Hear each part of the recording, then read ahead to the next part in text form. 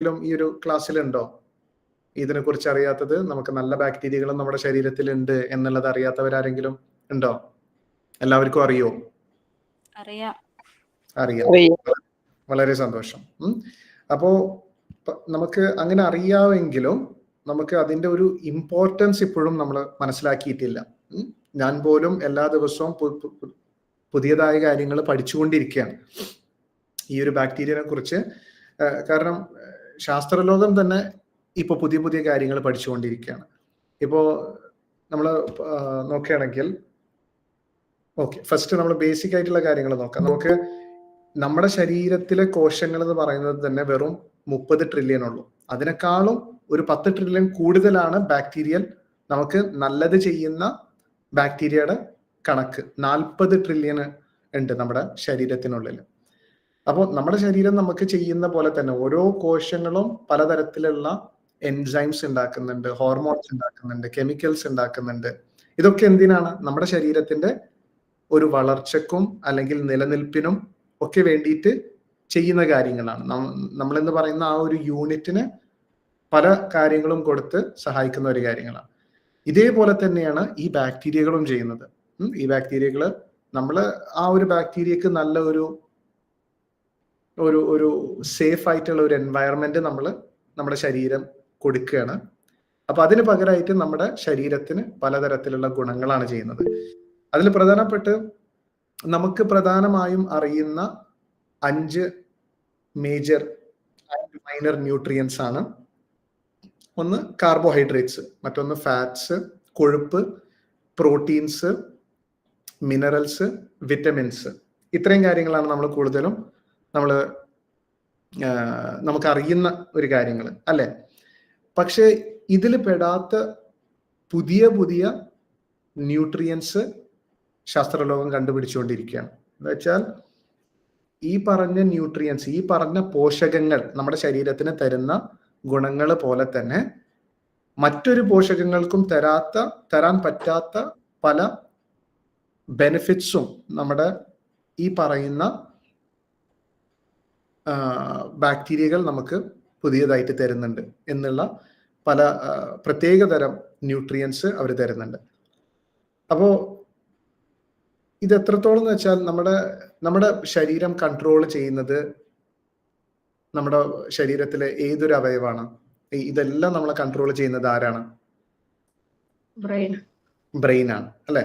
അപ്പൊ ബ്രെയിൻ എന്ന് പറയുന്നത് അത്രയും ഇമ്പോർട്ടന്റ് ആയിട്ടുള്ള ഒരു കാര്യമാണ്. നമ്മുടെ ശരീരത്തിലെ ഒരു 40%, ഒരു 35-40% എനർജി യൂസ് ചെയ്യുന്നത് ഈ ഒരു ബ്രെയിൻ ആണ്. ഈ ഒരു ബ്രെയിൻ ഇത്രയേ ഉള്ളൂ, നമ്മുടെ ഈ ഒരു തലന്റെ ഉള്ളിലുള്ള ആ ഒരു സൈസേ ഉള്ളൂ. പക്ഷെ ശരീരത്തിൽ കഴിക്കുന്ന അത്രയും എനർജി എടുത്ത് ഉപയോഗിക്കുന്നത് ഈ ഒരു തലച്ചോറാണ്. അപ്പോ 85 ബില്യൺ ന്യൂറോൺസ് അല്ലെങ്കിൽ 100 ന്യൂറോ ട്രാൻസ്മിറ്റേഴ്സ് എന്നൊക്കെ പറയുന്നത് നമ്മുടെ ശരീരത്തിൽ ഓരോ മെസ്സേജുകൾ കൊടുക്കുന്നതാണ്.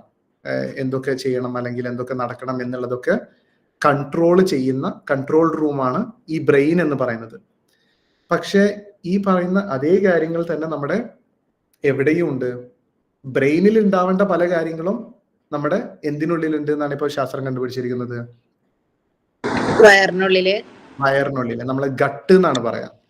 നമ്മുടെ ആമാശയം അതേപോലെ നമ്മുടെ കുടലും ചേർന്നിട്ടുള്ളതാണ് ഗട്ട് എന്ന് പറയുന്നത്.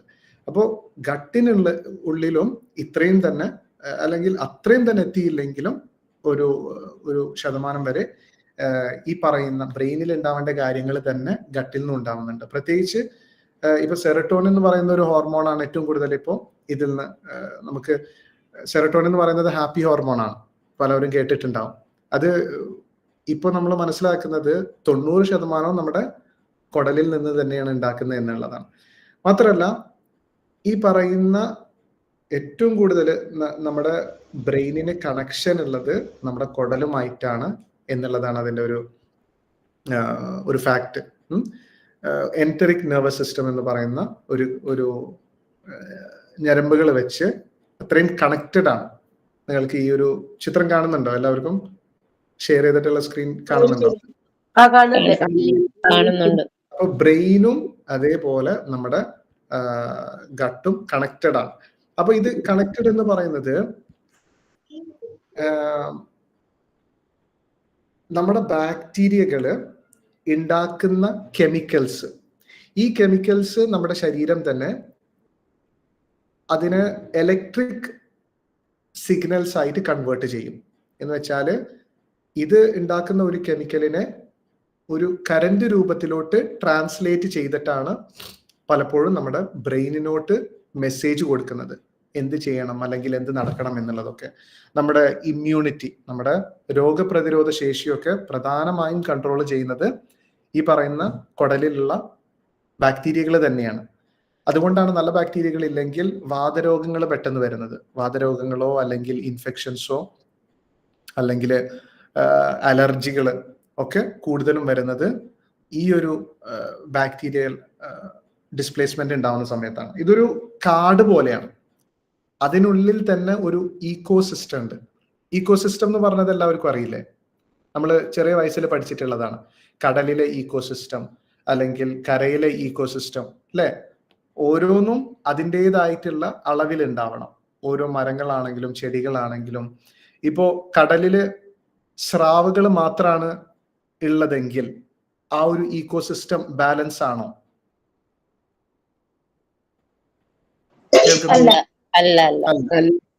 നമുക്ക് എല്ലാ തരത്തിലുള്ള മീനുകൾ വേണം. അത് ഓരോന്നും അതിൻ്റെതായിട്ടുള്ള അളവിൽ തന്നെ ഉണ്ടാവാൻ പാടുള്ളൂ.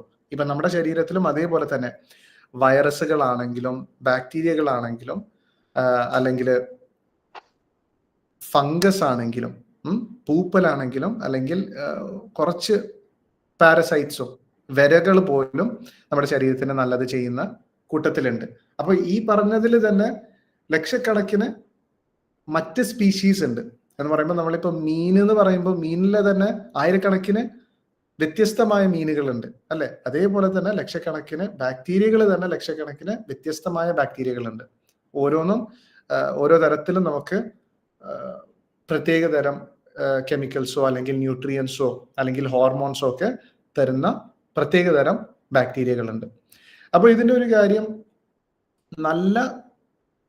നമ്മളൊരു പൂന്തോട്ടം എടുത്തു നോക്കുക, അല്ലെങ്കിൽ നമ്മളൊരു ഗാർഡൻ, ഒരു വെജിറ്റബിൾ ഗാർഡൻ, നമ്മുടെ വീട്ടില് നമ്മൾ ഉണ്ടാക്കുന്ന ഒരു ഗാർഡൻ, അതൊരു നല്ല ചെടികളെ നമ്മൾ സൂക്ഷിക്കണമെങ്കിൽ അല്ലെങ്കിൽ നല്ല ചെടികൾ നന്നായി വളരണമെങ്കിൽ നമ്മൾ കുറച്ചധികം കഷ്ടപ്പെടണം അല്ലെ?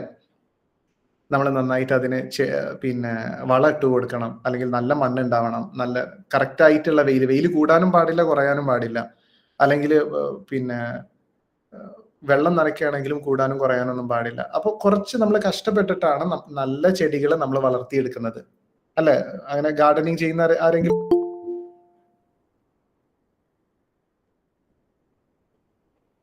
ക്ലാസ്സിൽ ഗാർഡനിങ് ചെയ്യുന്ന എക്സ്പീരിയൻസ് ഉള്ള ആരെങ്കിലും ഉണ്ടോ? ഉണ്ട്. അപ്പോ ഇങ്ങനെ നമ്മൾ ഇത്രയും കെയർ എടുത്തിട്ടാണ് നല്ലത് ഉണ്ടാക്കാൻ പറ്റുള്ളൂ അല്ലെ? ഇനി നമ്മൾ അത്ര കെയർ എടുത്തില്ലെങ്കിൽ, ഇനി അഥവാ നമ്മൾ അത്ര വെള്ളം നനയാത്ത ഒരു സ്ഥലമാണെങ്കിലും ശരി, അല്ലെങ്കിൽ ഒരു കോൺക്രീറ്റ് ഭിത്തി ആണെങ്കിലും ശരി, അതിനുള്ളിലൂടെ എന്ത് വളർന്നു വരും? എന്ത് വളർന്നു വരും? കള എന്ന് പറയും. ചില സ്ഥലങ്ങളിൽ കള എന്ന് പറയും അല്ലെ? നമുക്ക് ആവശ്യമല്ലാത്ത, ചിലപ്പോൾ നമുക്ക് ഉപദ്രവം ഉണ്ടാക്കുന്ന ചില ചെടികൾ ഉണ്ടാക്കും അല്ലെ? ഇതേപോലെ തന്നെയാണ് നമ്മുടെ കുടലും എന്ന് പറയുന്നത്. നമ്മൾ കുറച്ച് കഷ്ടപ്പെട്ട് വേണം നല്ലത് ഉണ്ടാക്കിയെടുക്കാൻ. ഈ നല്ലത് ഉണ്ടാക്കിയെടുക്കാൻ നമുക്ക് പറ്റുന്നില്ലെങ്കിൽ അതിന് പകരമായി എന്ത് വളർന്നു വരും? നമുക്ക് മോശമായ എഫക്ട്സ് ഉണ്ടാക്കുന്ന അല്ലെങ്കിൽ നമുക്ക് രോഗങ്ങൾ ഉണ്ടാക്കുന്ന മോശമായ ബാക്ടീരിയകളോ അല്ലെങ്കിൽ വൈറസുകളോ ഒക്കെ ആ ഒരു സ്ഥാനം ഏറ്റെടുത്ത് വളർന്നുണ്ടാക്കും. അപ്പോൾ ഈ മോശമായ ബാക്ടീരിയകൾ മാത്രമല്ല നമുക്ക് ആരോഗ്യത്തിന് ബുദ്ധിമുട്ടുണ്ടാക്കുന്നത്, ഈ നല്ലത് തന്നെ, ഈ മുന്നേ പറഞ്ഞ പോലെ തന്നെ നല്ല ബാക്ടീരിയകൾ തന്നെ അതിന്റെ അളവിലും കൂടുതലാണെങ്കിൽ, ഇപ്പോ സിബോ എന്ന് പറയുന്നത് small intestinal bacterial over growth എന്നാണ് പറയാം. ഓവർ ഗ്രോത്ത് എന്ന് പറഞ്ഞാല് അത് അളവിലും കൂടുതൽ ഉണ്ടായേക്കാണ്. അപ്പൊ അത് കാരണം കൊണ്ട് ഈ പറയുന്ന ബാക്ടീരിയയുടെ കെമിക്കൽസ് ആണ് കൂടുതലും ഉണ്ടാക്കുന്നതും നമ്മുടെ ശരീരത്തിന് അത് ഭയങ്കരമായി ചെയ്യുന്നതും. ഇതിന്റെ ഒക്കെ ഒരു സ്റ്റാർട്ടിങ് കുഴപ്പങ്ങൾ അല്ലെങ്കിൽ ചെറിയ പ്രശ്നം എന്ന് നമുക്ക് പറയാൻ പറ്റുന്നത് ഒന്നെങ്കിൽ നമ്മുടെ വയർ ഇങ്ങനെ വീർത്ത് വരുന്നത്, എന്തെങ്കിലും കഴിച്ചു കഴിഞ്ഞാൽ ബ്ലോട്ടിംഗ് ഉണ്ടാവും, മെത്തനോജനിക് ബാക്ടീരിയ എന്ന് പറയുന്ന രീതിയിൽ ഒക്കെ ഗ്യാസ് ഉണ്ടാക്കുന്ന ബാക്ടീരിയകൾ ഉണ്ടാകും. അപ്പോൾ വയറ് വീർത്ത് വരുന്ന പോലെ ഉണ്ടാവാം, ഇല്ലെങ്കിൽ എപ്പോഴും തികട്ടി വരുന്ന പോലെ ഉണ്ടാവാം, അല്ലെങ്കിൽ എപ്പോഴും കീഴ്വായു വന്നുകൊണ്ടിരിക്കുന്നത് ഉണ്ടാവാം, ഇല്ലെങ്കിൽ IBS എന്ന് പറയുന്ന ഈ രോഗം, നമുക്ക് ഇറിറ്റബിൾ ബവൽ സിൻഡ്രം, എപ്പോഴും ഭയങ്കരമായിട്ടുള്ള ശോധനക്കുറവ്, കോൺസ്റ്റിപ്പേഷൻ, ഭയങ്കര ഹാർഡായിട്ടുള്ള കോൺസ്റ്റിപ്പേഷൻ, ചിലപ്പോൾ ദിവസവും ബാത്റൂമിൽ പോകുന്നുണ്ടാകും, പക്ഷെ വളരെ പ്രയാസപ്പെട്ടായിരിക്കും പോകുന്നത്. അതല്ലെങ്കിൽ ഒന്നരാടം, അല്ലെങ്കിൽ ആഴ്ചയിൽ ചിലപ്പോൾ ഒരു പ്രാവശ്യമൊക്കെ പോകുന്നുണ്ടാവുള്ളൂ. അപ്പൊ അതൊക്കെ ഭയങ്കര വലിയ ഇഷ്യൂസ് ആണ്. നമ്മുടെ വേസ്റ്റ് മാനേജ്മെന്റ് സിസ്റ്റം കറക്റ്റ് അല്ലെങ്കിൽ നമ്മുടെ ശരീരത്തിൽ ഭയങ്കരമായിട്ടുള്ള രോഗങ്ങൾ ഉണ്ടാവും. ഇനി അതല്ലാതെ ചില IBS കേസുകൾ നോക്കുകയാണെങ്കിൽ ഭയങ്കരമായി ലൂസ് മോഷൻസ് ഉണ്ടാവാം.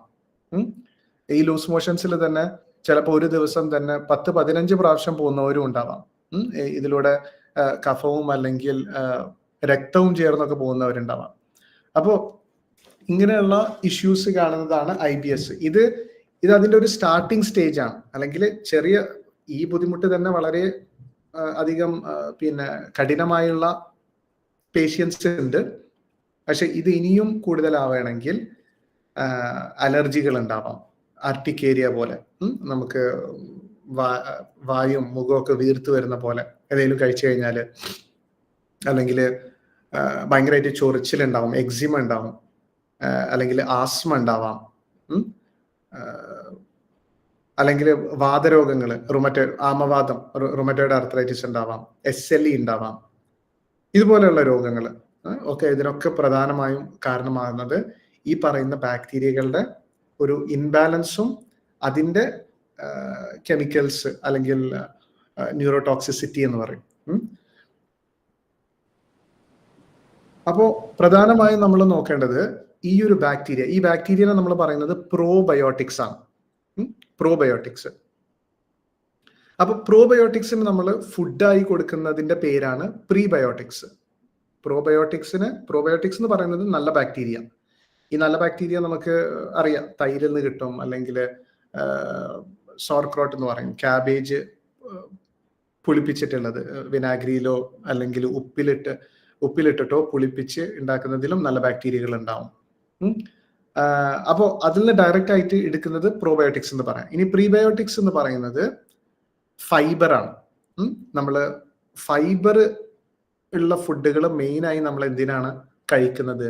നമ്മുടെ ശരീരത്തിൽ ഇത്രയും നമുക്ക് ബെനിഫിറ്റ്സ് തരുന്ന ഈ ഒരു അതിഥി എന്ന് പറയാം, നമ്മുടെ ശരീരത്തിലെ അതിഥിയാണ്. പക്ഷെ ആ അതിഥി നമ്മൾ ചെയ്യുന്നതിനേക്കാൾ കൂടുതൽ നമുക്ക് ഫങ്ഷൻസ് നമ്മുടെ ശരീരത്തിൽ ചെയ്തു തരുന്നുണ്ട്. നമ്മൾ കഴിക്കുന്ന ഭക്ഷണങ്ങൾ എടുത്ത് അതിനെ സെപ്പറേറ്റ് ആക്കി അതിനുള്ളിൽ നിന്നുള്ള പോഷകങ്ങൾ നമ്മുടെ ശരീരത്തിന് എത്തിച്ചു തരുന്നത്, അല്ലെങ്കിൽ ഇതിന്റെ തന്നെ പുതിയതായിട്ടുള്ള പോഷകങ്ങൾ നമുക്ക് തരുന്നത്, പലതരത്തിലുള്ള ഹോർമോൺസ്, പല രോഗപ്രതിരോധ കോശങ്ങൾ, ഇമ്മ്യൂൺ സെൽസ് തന്നെ ഉണ്ടാക്കാൻ ഹെൽപ്പ് ചെയ്യുന്നുണ്ട്, അതിനൊക്കെ കൺട്രോൾ ചെയ്യാൻ ഹെൽപ്പ് ചെയ്യുന്നുണ്ട്. അപ്പൊ അങ്ങനെ പല രീതികളിൽ ഹെൽപ്പ് ചെയ്യുന്നുണ്ട്. അപ്പൊ ഈ ഒരു അതിഥിക്ക് നമ്മൾ കൊടുക്കുന്ന ഒരു സമ്മാനമാണ് എന്ത്? പ്രീബയോട്ടിക്സ് എന്ന് പറയുന്നത്, ഫൈബർ. അപ്പൊ ഫൈബർ എന്ന് പറയുമ്പോൾ നമ്മൾ എന്തൊക്കെ ഇൻക്ലൂഡ് ചെയ്യാം? ഫൈബർ എന്ത് ഫൈബറാണ് നമ്മൾ കൊടുക്കേണ്ടത് ഈ ഒരു പ്രോബയോട്ടിക്സിന്? പറഞ്ഞോളൂ, എന്തിൽ നിന്നൊക്കെയാണ് ഫൈബർ കിട്ടുന്നത്? ഏതൊക്കെയാണ് ബാക്ടീരിയ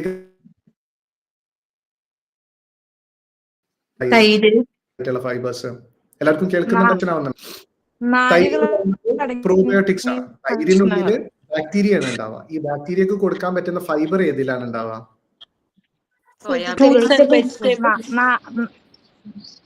ഫ്രൂട്ട്സ് ആൻഡ് വെജിറ്റബിൾസ്. നാരുകൾ അടങ്ങിയ ഭക്ഷണങ്ങൾ. കറക്റ്റ്. ഈ നാരുകൾ അടങ്ങിയുള്ള ഭക്ഷണങ്ങളാണ് ഏതെന്ന് ചോദിക്കുന്നത്. ഫ്രൂട്ട്സ് ആൻഡ് വെജിറ്റബിൾസ് നല്ലൊരു ആൻസർ ആണ്. അതല്ലാതെ വേറെ എന്തൊക്കെയുണ്ട്? വീറ്റ്, ഗോതമ്പ്. കറക്റ്റ്. വീറ്റ്, ഗോതമ്പിലൊക്കെ ഫൈബേഴ്സ് ഉണ്ട്.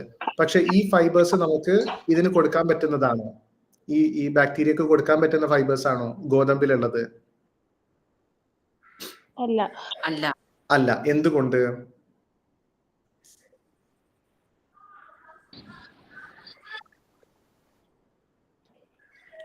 കാർബ് കൂടുതലുള്ളതുകൊണ്ട്.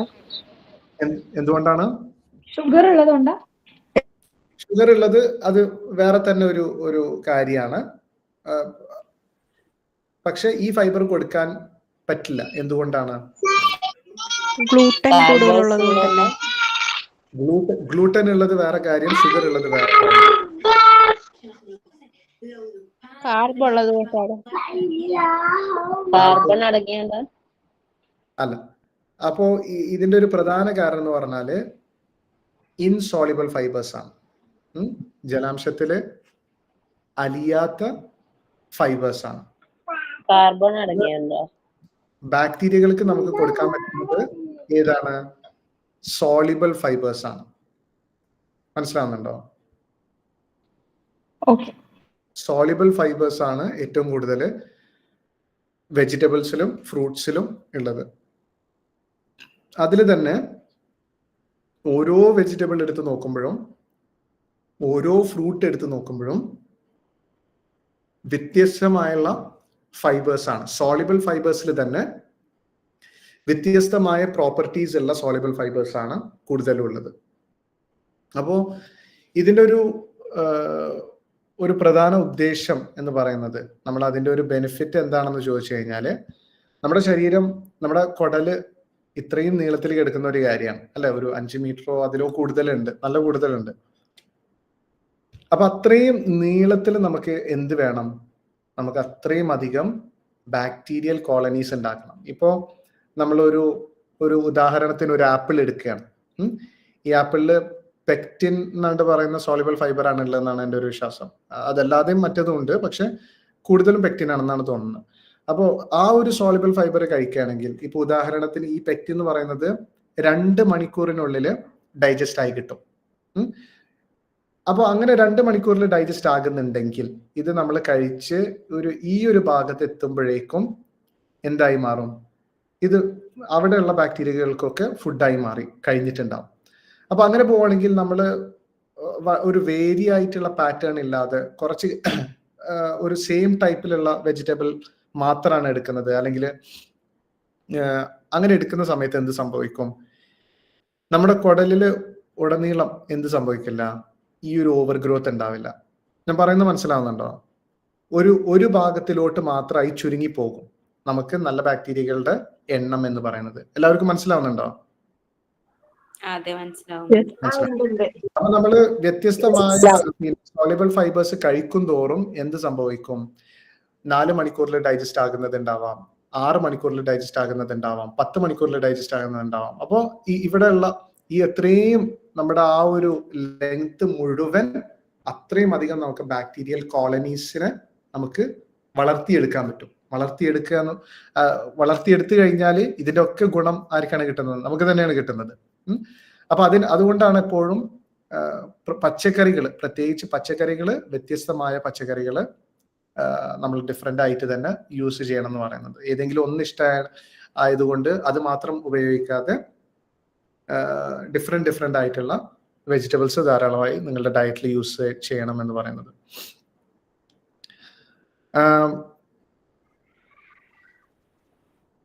ഇത്രയൊക്കെയാണ് മെയിൻ ആയിട്ട് ഉള്ളത്. വലിയൊരു ടോപ്പിക്കാണ്, അത് പറഞ്ഞാൽ തീരില്ല. എന്നാലും ഒരു വൈഡ് പിക്ചർ നിങ്ങൾക്ക് കിട്ടിയിട്ടുണ്ടാവും എന്ന് വിശ്വസിക്കുന്നു, അല്ലേ? അപ്പോൾ ഇതിനെക്കുറിച്ച്, ഈ ഒരു ടോപ്പിക്കിനെ കുറിച്ച് ഡൗട്ട്സ് ഉണ്ടെങ്കിൽ ചോദിക്കാവുന്നതാണ്. പേഴ്സണൽ ആയിട്ടുള്ള ക്വസ്റ്റ്യൻസ് ഡയറ്റീഷ്യനോട് വോയിസ് നോട്ട് അയച്ചാൽ മതി. പറഞ്ഞു.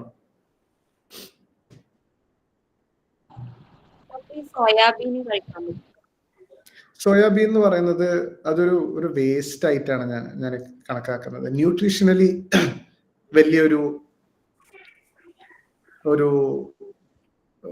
ഒരു ഊട്ടച്ചത്തില്ലാത്ത ഒരു സാധനമാണ്. നമുക്ക് എന്താ പറയാ, അതില് പോഷകങ്ങൾ കുറവാണ്. നമുക്ക് വെറുതെ നമ്മുടെ ശരീരത്തിൽ ഒരു മീൽ മേക്കർ എന്ന് പറഞ്ഞാൽ വെറുതെ നമ്മുടെ വയറ് നമ്മൾക്ക് നിറച്ചിടേണ്ട കാര്യമല്ല. നമ്മൾ നല്ല ഭക്ഷണങ്ങൾ കഴിക്കുകയാണെങ്കിൽ നമ്മുടെ വയറ് ഫില്ലായിട്ട് തന്നെ നമുക്ക് ഫീൽ ചെയ്യും. നമുക്ക് അതിന്റെ ഒരു സാറ്റിസ്ഫാക്ഷൻ ഉണ്ടാവും. അതുകൊണ്ട് വയറ് വെറുതെ നിറച്ചിടാൻ വേണ്ടിയിട്ട് നമ്മൾ മീൽ മേക്കർ എന്ന് പറഞ്ഞ സോയ നമ്മൾ കഴിക്കേണ്ട ആവശ്യമില്ല. മാത്രമല്ല സോയയിൽ ചില കോമ്പൗണ്ട്സ് വന്ന് നമുക്ക് തൈറോയിഡ് ഉണ്ടാക്കാനും കാരണമാവുന്നുണ്ട്. പലപ്പോഴും ഓട്ടോ ഇമ്മ്യൂൺ ഇഷ്യൂസ് ഉണ്ടാക്കാനും ഒരു കാരണമാവുന്നുണ്ട്. ഈസ്ട്രജൻ ചില സമയത്ത് കൂടാനും അതിന് കാരണമാവുന്നുണ്ട്. ഹോർമോണൽ ഇംബാലൻസ് ഉണ്ടാക്കാനും ചിലപ്പോൾ അത് കാരണമാവാറുണ്ട്.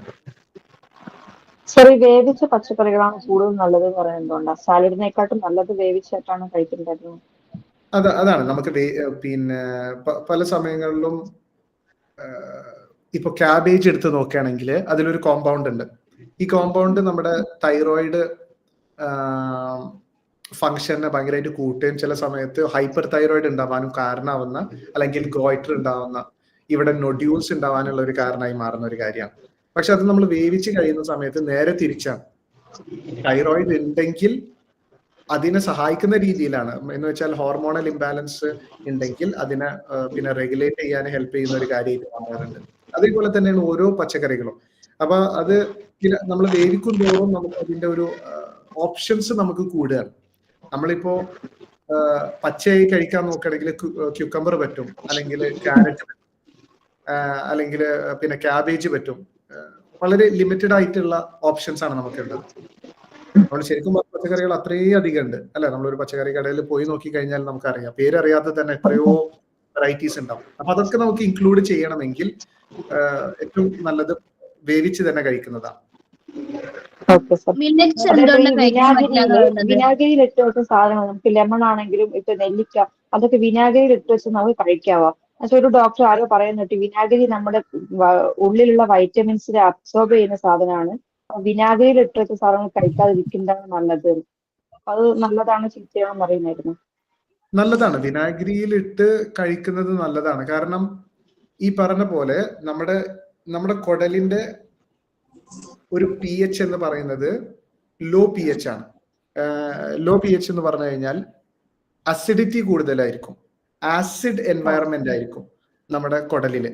അപ്പോഴാണ് നല്ല ബാക്ടീരിയകൾക്ക് പിന്നെ അവിടെ ഉണ്ടാവാൻ പറ്റുള്ളൂ.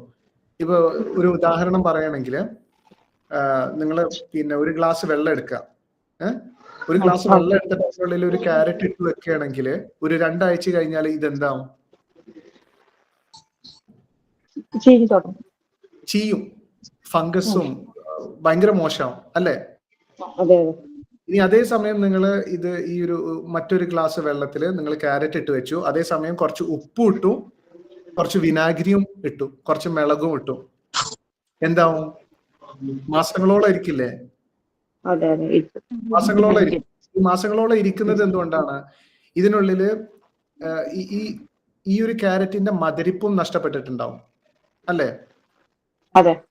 അപ്പൊ അതിനുള്ളിലുള്ള ഈ ഒരു മധുരിപ്പ്, അതിനുള്ളിലുള്ള അന്നജം കഴിച്ച് വളർന്നു വരുന്നത് അതിനുള്ളിൽ പ്രോബയോട്ടിക്സ് ആണ്. നല്ല ലാക്ടോബാസിലസ് ഗ്രൂപ്പ്സ് നല്ലോണം ഉണ്ടാകും.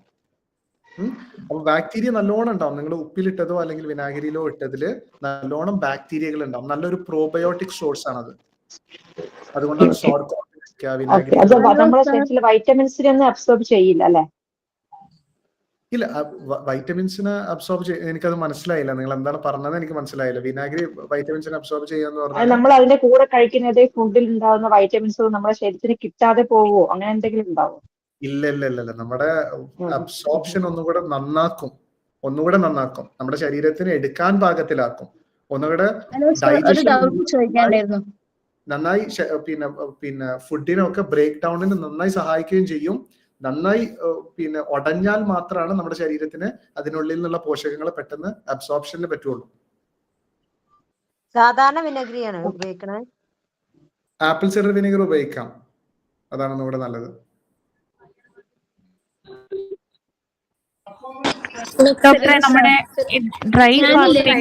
നവംബർ 7 ജോയിൻ ചെയ്തതായിരുന്നു. അപ്പൊ 83 കിലോ വെയിറ്റ് ആയിരുന്നു എനിക്ക്.